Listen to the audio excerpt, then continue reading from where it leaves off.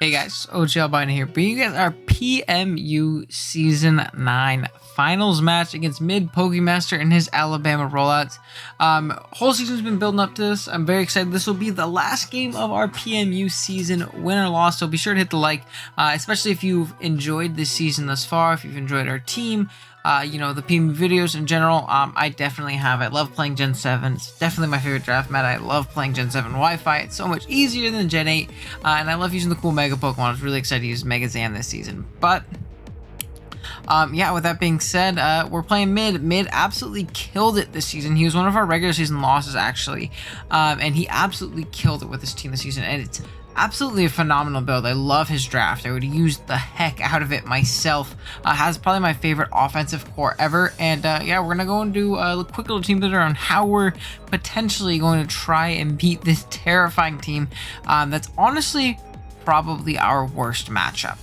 Looking back at all the games we've played, this is by far the worst one we had. Maybe someone else that we didn't end up playing had a better matchup versus, but this one, man, it's gonna be tough, but I think we got the team to do it, and it's definitely we gotta work it out first. But with that being said, let's go and jump into it. There will be a timestamp on the screen either earlier in the video or right now, telling you when the battle starts, as well as timestamps in the description, so it should be like branched off in the video itself, so shouldn't be too hard to find the battle if you want to do so. And that being said, let's go ahead and jump into it. So our team for the last time this season is at the top of the screen, and it consists of Weavile, Komodo, Wazimus, Empoleon, Florges, Piloswine, Rotom-Fan, Nihilego, Shaman, Slowbro, Pyroar, and Mega Alakazam. While the mid's team is at the bottom of the screen, it consists of Tapu Koko, Wazimus, Scizor, Noivern, Seismitoad, Miltank, Shiinotic, Gengar, Mamoswine, Umbreon, Ditto, and Mega Medicham. Now, biggest choice versus me, Koko. Pretty darn ridiculous versus me. Koko is very, very good versus our team, and it just clicks U-turn and Dazzling Gleam and Thunderbolt, and it prospers. It's very hard for us to deal with a special Koko over the course of a game. Realistically, it can be a great win con itself, even without being Calm Mind. It can kind of just clean up a weakened team endgame, just because of its speed tier versus our team, and just because of how weak we are to it over time if it wants to U-turn around, things like that. So Koko, absolutely terrifying. Mega Medicham is always scary. It does not have, it can 2-hit KO my whole team. There's no scenario in which if he clicks the right button, makes the right prediction, that my whole team doesn't get 2-hit KO'd. Slowbro gets 2-hit KO by Thunder Punch, pretty much for sure, and especially if Electric Terrain is up, and that's why Koko Medi is an absolutely disgusting offensive core. Absolutely rips through my Slowbro, which is terrifying because it's by far my best check to it. Has great priority options for Megazam, and that's kind of a theme with this team too. He has great priority options for Megazam to make it to where it can realistically not be a pretty big factor if he plays his cards correctly. Next biggest threat to me, for sure, Gengar.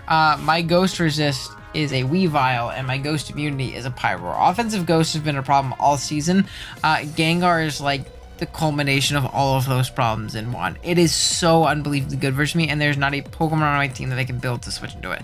Last time we had AV Pyroar, which could barely live a Focus Blast after Rocks, which is very bad. Like I said, we just don't have good switch-ins to Gengar over time. Shadow Ball is so incredibly free versus us. The only thing he has to worry about is getting potentially Pursuit Trapped, so that's the best thing that we can hope for, is maybe getting our Weavile and Pursuit Trapping that thing to where we can eliminate it, because if he plays it smartly, it can come in and claim a KO every time if we're not trapping it, which is also scary because he can also be Cold Burst. So there's lots of scary mind games going on there. And then lastly, biggest threat to me in my opinion is going to be Scizor. I think Swords Dance Scizor is almost impossible for me to beat. With the team that I've constructed, and without making myself so much exponentially weaker to everything else that Mid has, it's almost impossible for me to not lose to Swords Dance Scizor. It's so unbelievably good versus me. It stabs plus either like superpower or knockoff or something like that. Are absolutely disgusting versus me. So we're gonna have to be very careful. Realistically, it doesn't even need superpower if he doesn't expect like a fat Empo, because he can just either chip down, get rid of Empo, or set up all over me and Swords Dance and Roost and Swords Dance and Roost and Swords Dance and Roost, and then I'm in a bad spot for sure. So we're gonna have to be careful around that Scizor for sure. But yeah, I think that's enough of me rambling about this matchup being awful. We'll go ahead and jump into the first Pokemon, which is going to be Empoleon. We're rocking out with the same exact set that we brought last time with Sugar Berry Torrent, as our ability. Hydro Pump, Ice Beam, Grass Knot, and Agility. 92 HP, 4 defense, 244 special attack, 4 speed F, and 164 speed with a modest nature. Speed-wise, we're creeping Tapu Koko up +2. We live a Life Orb, Mammo, Earthquake after Stealth Rocks with our Sugar Berry, and then we the rest of the special attack. This is a great win con, and it's going to be our win con again. I know I revealed it last time. I still think it is our best win con by far, and I'm going to play to that end game. If I can get chip on the Umbreon, if I can get a little bit of chip on the Medicham this time, because we would have won last time if we got a little bit of chip on the Medicham, and then we have to chip down things like Scizor a little bit, and we have to chip down the Koko, but realistically, at +2, Hydro Pump rips this team. Ice Beam hits the Noivern, which is the only thing that takes that, and then as well as the Shiinotic and then Grass Knot. It's great for the Seismitoad as well, and it's an accurate way of hitting a weakened Mammo, which is very, very important. So this is a great win con if we can facilitate chip on the rest of Mid's team. This Pokemon can for sure win the game, so we just have to be careful on that. Next up, we're bringing Mega Zam this time, rocking out with the Alakazam. Traces its ability, Psychic, Hidden Power, Fire, Protect, and Focus Blast. We got 20 HP, 60 defense, 176 special attack, 4 speed F, and 248 speed with modest nature. EVs wise, I got speed for max speed. Koko, I don't want to get super aggressive and creeps this game. If mid catches me and I lose because of it, I'll look like an absolute idiot. So I definitely don't want that to happen. And then we have, what do you call it? We're not 2-hit KO by defensive Scizor Bullet Punch, which is also very important.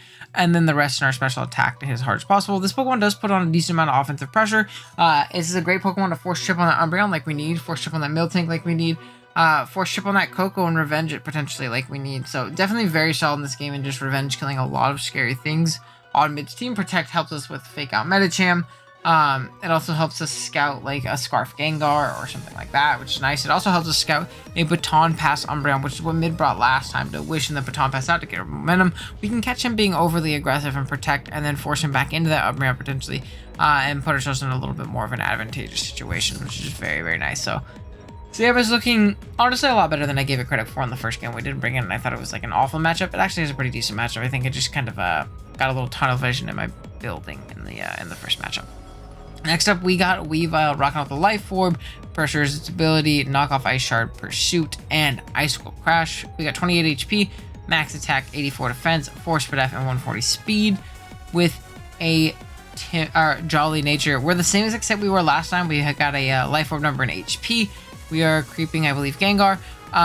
And then we have max attack. The only difference is that we put Pursuit on instead of low kick. Low kick, realistically, not super needed. Knockoff absolutely blows Mammo backwards after a little bit of chip anyways. It's not something that, I'm envisioning mattering too much, which is awesome. And yeah, our stabs go crazy, and now we can pursue Chapter Gengar. And that makes it so much less of a massive issue against our team. Now, it still can pretty much clinic KO every time it comes in, but now Scarf is a little bit less free. Scarf was very, very scary for me to potentially deal with last time. Excuse me.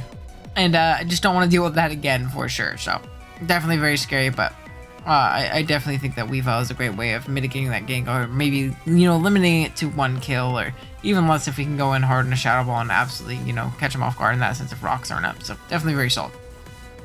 Next up, we have Nihilego rocking out the Black Sludge Beast Boost as its ability. Sorry, 148 Sludge Wave, Power Gem, Stealth Rock, Toxic Spikes. Sorry, it's late when I'm recording this.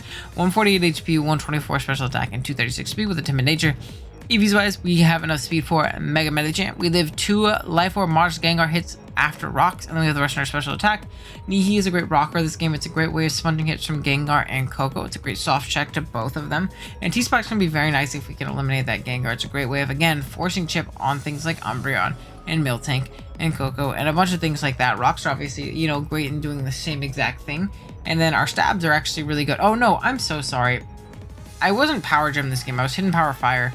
So we're Hidden Power Fire on this Nihi, not Power Gem. I do apologize. That was like a last minute change before I made these slides. After I made these slides. So I do apologize there. Should be Hidden Power Fire, but same deal. Reason we're Hidden Power Fire instead is because I played some mocks and I kept losing to ST Scizor because it would set up on my Nihi, and I can't let it set up on my Nihi at all. The rest of my team should at least feel offensive pressure a little bit more, and yeah, didn't want that to happen. So we end up going with Hidden Power Fire because Sludge Wave hits just about everything that Hidden Power Fire doesn't, which obviously is really, really nice. We do miss out on hitting Mammo, but it was scary anyways. I could just Ice Shard and probably kill us from like 70% anyways if it's like banded. So definitely very, very scary for sure. And then we have Big Slowbro rocking out with the Rocky Helmet. Regenerators, ability, Scald, Toxic, Slack Off, and Flamethrower. Or Max Fist Def. This is our Mega Medicham check. We can actually also check a non-offensive Scizor where we always chew hits from it. We can get Rocky Helmet Chip. Rocky Helmet Chip is a great way of facilitating a bunch of chip on things like the Medicham, the Scizor, things like that, to get them chipped down into range of the rest of our, potential win cons like the Empoleon. Toxic is great for that same exact reason. And Slack Off is obviously for recover, and then Flamethrowers to make sure Scizor can for sure not set up on us, which is obviously very, very important. And yeah, just Fizz Def Pivot. I wish I had Teleport this game. I would run Teleport over Toxic, but that's not a thing this gen, and that's very, very unfortunate. I would absolutely kill for Teleport, but not too big of a deal. And then lastly, we have Komodo rocking out with the Fightinium Z. Bulletproof is its ability, Close Combat, Dragon Dance, Subsuit, and Earthquake. EVs got 84 HP, 204 attack, and 220 speed with a Jolly Nature. EVs wise, got speed from ammo, and our sub is not broken by a Miltank Body Slam. This takes advantage of his fat like Umbreon, Miltank, things like that, and is able to punish them pretty severely. Don't expect Shinnok to come because I don't think it's a real Pokemon, and I don't think it really does anything versus my team. Honestly, a good majority of my other mons really just absolutely demolish it, and Komodo can too if it just runs Poison Jab, so there's not really much of a reason for him to bring Shinnok in my opinion. I liked Earthquake as a way of hitting both Koko and Gengar, because if I want Poison Jab to hit Koko and Shinnok, then I couldn't touch Gengar, and that's definitely not ideal, especially when I'm like a bulletproof pivot into like a Scarf set, so I figured that'd be very important. And yeah, very long team builder, I do apologize, but I felt it was important. Let's go ahead and jump right into the battle. Alrighty guys, here we are with the battle. You can see the 6 that Jesse elected to bring. He went with the Mamoswine, Tapu Koko, Scizor, Umbreon, I almost said Mega Umbreon, Mega Medicham, and Gengar. So all of the scary things, like I said, biggest threats to me are going to be things like the Scizor. SD Scizor absolutely rips me. Gengar, I don't have a real Ghost Resist on my roster, so that's scary. Koko is scary. And then Mega Medicham is also terrifying, but Umbreon's also very hard for my team to break, and it's the main thing standing in the way of Alakazam from really claiming a kill every time it comes in. And Mamoswine is also always scary because it's a Mamoswine, and there's not much I can really do about that thing. If it's like mixed Life Orb Freeze Drive with a good amount of special attack, you can do it KO my bro, or knock off into Earthquake honestly can do so, especially if it's like Life Orb or something. So again, we're going to have to be very careful around that thing as well.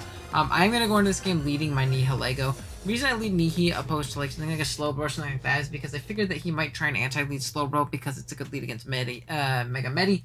It's a good lead against things like, what do you call it? Mamoswine as well, so I figured he'd try and lead Koko and grab initiative like that, especially if it was Volt Switch. But he's going to lead the Mamo, and it's going to put me in a tough spot turn 1, as I am going to have to switch pretty much hard out into my Slowbro and be able to go from there. So I wanted to lead Nihi too to try and get some rocks, but I couldn't. Jesse's going to make a double out here into a Scizor. This is a good play by Jesse, for sure. And reason this was a very good play is, 1, it covered my double into Slowbro, which is my most likely switch into the Mamoswine, and it allowed him to grab initiative with U-turn, and also it allows him to scout for like a Life Orb or Specs Grass Knot or something like that, or even just an offensive Grass Knot if I'm Scarf or something like that, because you know I don't guarantee that he's not Scarfing that. I can kind of infer that he isn't, but you know, even Scarf Grass Knot can KO some Mamoswine variants. So it makes sense for him to scout and get good switch initiative right here into the Scizor, which again definitely makes a lot of sense, as he is going to be able to U-turn here. I'm actually going to slack off. The reason being, I want to scout damage on this thing. I don't think he's going to SD immediately. I think his best play is for sure to U-turn or knock off, and either way, slack off is pretty much no drawback for me at this point.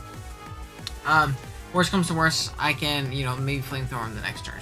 But I don't think he raw goes for SD at that point, as he goes hard on the Mamoswine again, which I thought was very reckless in case I just threw off a very free Scald. But regardless, this is going to go for a knockoff right here, going to do an absolute ton of damage, basically confirming that he is pretty much for sure choice banned Mamoswine. I'm going to stay and go for a Scald here. Unfortunately, I'm not going to snag a burn there. That would have been absolutely amazing to snag a burn. Now, I'm going to have to save my Slowbro, because again, it's very important in this game to be used as an offensive, a defensive pivot. I'm going to go into Weavile, and as much as it sucks, I do take this hit pretty decently.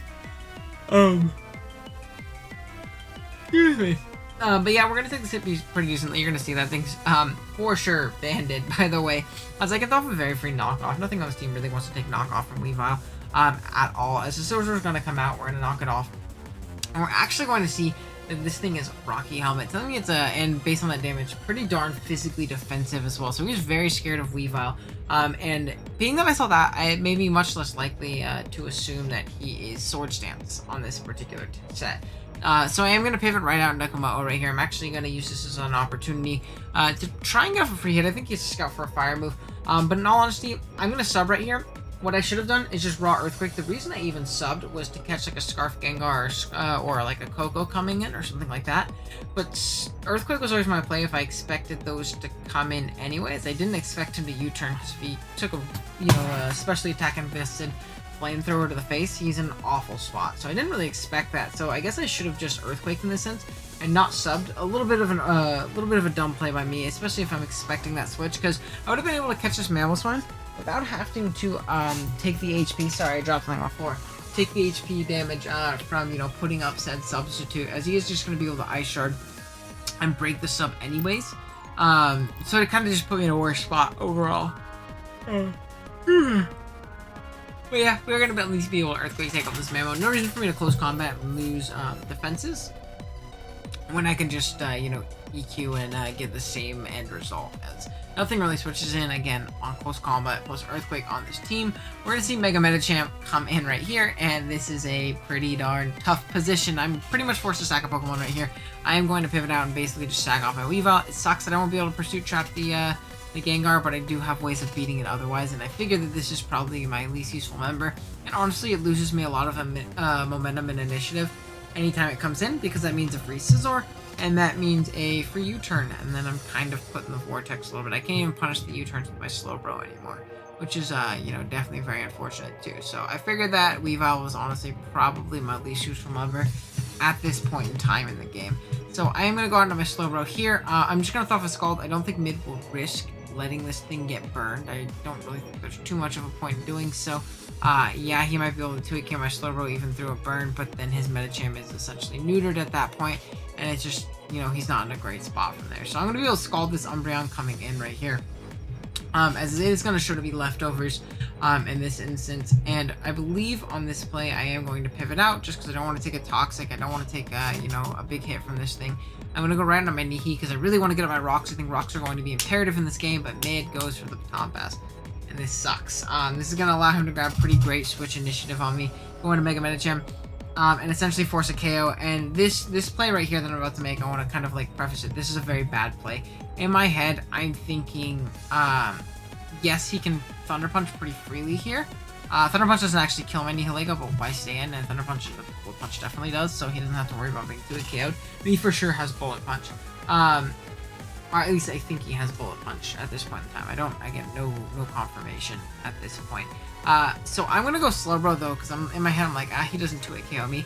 Not calcing, knowing he for sure 2-hit KOs me if he's adamant Mega Medicham. Even if I am at full, he 2-hit KOs me, and I'm in a bad spot if I go hard into this thing, as if he clicks the very obvious, prediction and Thunder Punch.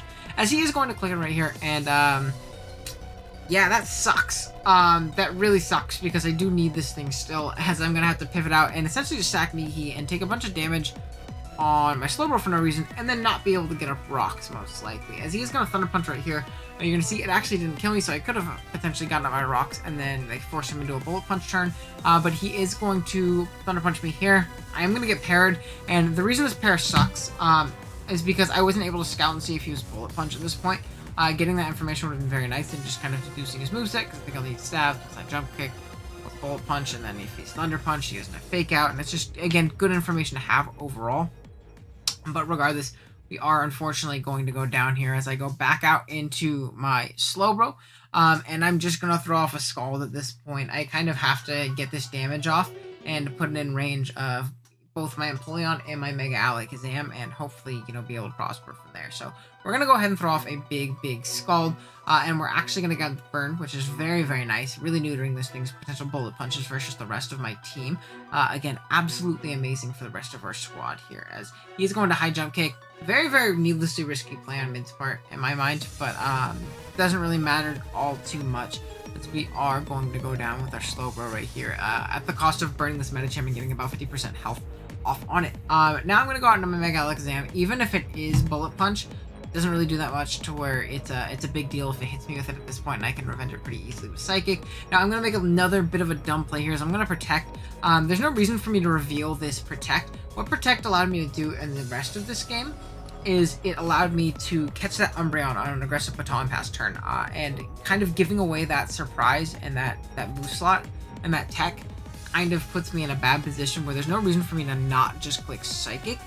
Psychic was no drawback. It definitely killed from here. Definitely didn't need the burn turn, so there was no reason for me to click Protect in this particular instance, and it kind of just revealed the move slot for absolutely no reason. Because he obviously can't fake me out. He's burned. Bullet Punch is going to Bullet Punch me anyways to kill me if he ends up having it. As right here, he is going to go for a Thunder Punch. We are going to protect ourselves, and he's going to take a little bit more burn chips. So it may not seem like it's a big deal, but at the end of the day, it was a pretty bad play by me. He is going to be able to Bullet Punch and do really negligible damage to Zam, honestly. And then I'm going to be able to Psychic right here and take this thing out, which is obviously, very, very nice in all honesty. So we are going to take out the Mega Medicham, and then out comes the Umbreon. Again, I kind of revealed that protect, what do you call it? Scout type move for this Umbreon, as it's going to click Baton Pass here. And I didn't think he would do that, just because I had kind of showed that move already, and it just puts me in a good position, and puts him in a bad one, as he's going to Baton Pass out into Gengar. I feel like I have to respect Scarf, and I need this Pokemon to force chip on the Umbreon to ever have a chance of winning, so I'm actually going to make the play into my Komodo, and kind of scout and see if he ends up wanting to be, some kind of choice variant, whether it be Scarf or Specs or something like that. But turns out he's not. We could have just taken a free KO on Gengar and still used the Komodo later in the game. So maybe again, a little bit of a misplay by me. Not our cleanest game. I won't lie to you guys. I will not lie to you guys. I'm gonna go back out into big GCS here, and I'm gonna be able to just throw off a pretty free Psychic and be able to pick another KO here, which is obviously very, very nice. And yeah, be able to knock this thing right on out, which is awesome. And yeah, our Psychic's gonna be disabled. And this is another big turn right here. The reason Psychic being disabled is really big is because what this allows him to do is this allows him to go very free Coco here, and I have to sack my Employon, and there's no chance of me winning at this point. There's absolutely no way for me to win the game at this point in time because I have to sack my Empo, and then I have to come back into Zam and try and crit through the Umbreon. That's realistically my only way of winning. If I didn't get Curse Body, this Coco couldn't come in as freely, especially because it was Wild Charge. Being that it was Wild Charge, it definitely died to like a Psychic plus a Wild Charge afterwards, and we would have been in a little bit better of a position. But this kind of just sealed the game for us. I'm gonna go back out into Zam, get my free diff, I guess, in finals, which again obviously doesn't really matter. And we're gonna be able to take out this Coco, as he still has, the Umbreon in the back that's gonna, be stopping us pretty hefty in this end game for sure. So definitely very unfortunate, but what can you do? We got a little bit unlucky this game, but I realistically, looking back on it, especially doing this post-com, I realized how bad I realistically played. We're going to see a Focus Blast here come out. It does 2-hit KO Umbreon, which is nice. It's going to foul play me here, though, doing a very decent chunk of damage right here. And I don't have Recover on this Zam, so I can't even recover out of range of the Scizor. Actually, fun fact, we're actually going to miss this next Focus Blast, which is kind of salt in the wound. We lost regardless at this point, but say we did hit that, and we didn't take that Bullet Punch chip from the Mega Medicham earlier when we made that dumb Protect play, which we wouldn't have if we just Psychicked. We actually could have potentially been out of range of Scizor, and we could have hidden Power Fired and won that game. So, definitely, like I said, don't think I played this game very well. I think I played it very, very sloppily, and I think it showed. Mid played great this season. I had a lot of fun playing this season. I'm very bummed it didn't, result in a championship or anything like that. But regardless, it was fun to make finals, and hopefully if PMU comes back, we'll be able to come back and take the title for ourselves next time. And, steal that title from Mid. But big shouts to him. I think he might be uploading like a movie eventually of like his entire season. He absolutely killed it. So if he did, go check out his channel. Go show him some love. Actually, regardless, not just if he uploaded thing. Go check out Mid regardless. This is very, very well-deserved championship for him. And he had a nasty team, and he piloted it to victory very, very well. He played very well throughout the season. But yeah, Thank you guys so much for watching. If you enjoyed this season's PMU run, be sure to drop a like. Be sure to drop a sub if you're new as well for plenty of Pokemon Draft League content. And yeah, that being said, I'll see you guys in the next one. Later.